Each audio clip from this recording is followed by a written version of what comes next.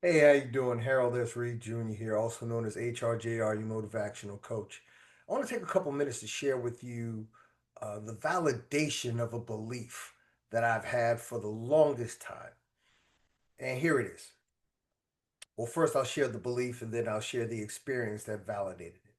The belief is this: when you have a disagreement, misunderstanding, long term beef with someone, and you know you're at fault, the best way to make amends with a person like me, or I would say the best way to make amends, period, would be for you to, if you care to resolve the issue and retain the relationship or repair the friendship, go to that person from a place of humility. Don't approach that person as though everything is everything and everything is sweet. Don't approach that person as if nothing ever happened, as if time healed all wounds and there was never a conversation and you guys could just pick up to where you either left off or never were to begin with. That's the belief. Here's the validation. This past week, I was in New Jersey for the death of a family member's funeral. Well, the funeral of a death of a family member. You get what I'm saying. And to everyone who reached out while I was gone, thank you for your condolences. They were greatly appreciated. My family appreciated the love. Thank you. So, here's the thing. I was visiting some of my old haunts, some of my old spots that I used to frequent, one of which being my cigar lounge. I still enjoy a good cigar. Don't judge me. So I'm sitting in the cigar lounge, and a young man approaches me. When I say young man, he's probably about early 30s. And he approached me, and I recognized him, but I didn't recognize him. I've seen him before, but I don't, I wasn't paying attention. I was too busy on my laptop, enjoying my cigar, watching my movie, or whatever I was doing. And so the gentleman had asked me a particular question about an organization I belong to. And then I recognized him. Then I remembered him. And I remembered him as someone with whom I did not get along with upon our first meeting.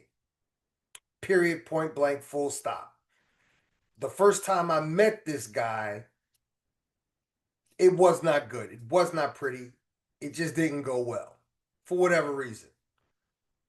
I left it alone, never went back to that place for a good 2 years.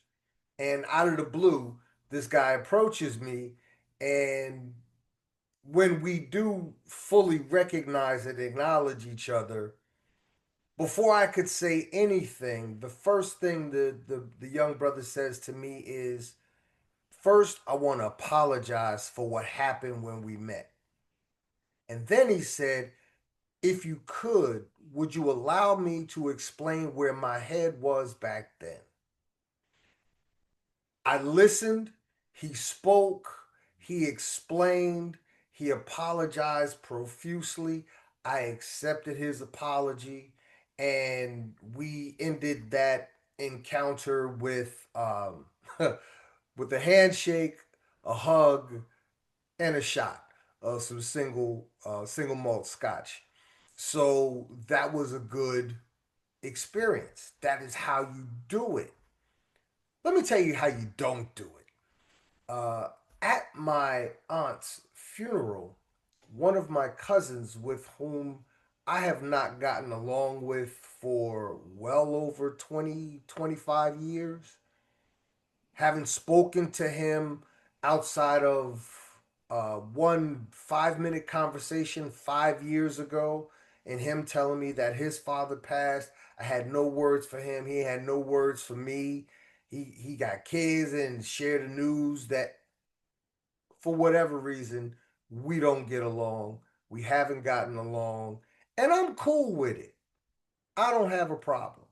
Because one of the best pieces of advice my father ever gave me was never let anyone live rent free in your mind.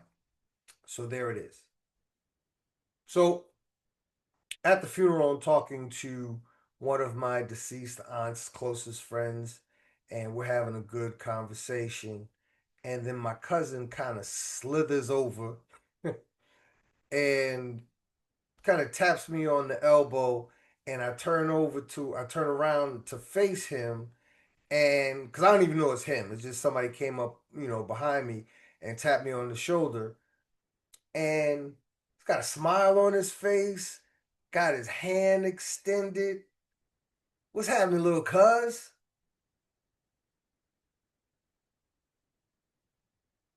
See, now all of this time that I'm taking, these are nanoseconds in my brain in the moment.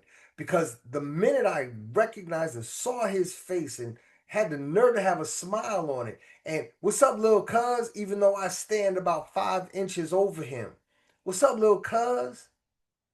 My response, we don't talk. What? We don't talk.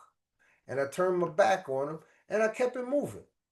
Now, however he wanted to take that, that's on him. I really don't care. See, the first experience I told you about, that is exactly how you go about trying or attempting to, because I don't like the word try, but that's how you go about attempting to resolve a long-standing conflict. Here's the contrast. The con the situation with the first individual, that was only 2 years old. And that gentleman, that young brother, is about 20 years younger than me. Man in his 30s. I'm in my mid 50s. And that young man knew exactly how to approach me to resolve our issues. Take my cousin, on the other hand. He's older than me. He's in his early 60s. And we've had our estranged situation, if you will, for well over 2 decades. And when he sees me, his idea is to act as if nothing ever happened. His idea is to act as if we just haven't been in touch for a while. His idea was to try and Jedi mind trick me into believing that if he approaches me cool, I'll respond cool, which only goes to show he don't know me. He never knew me. See, he might have been thinking about the kid that used to try and chase him around and hang with him when we were little, but the man who grew up from that boy who he didn't want to ever hang with him no longer needs him, no longer cares.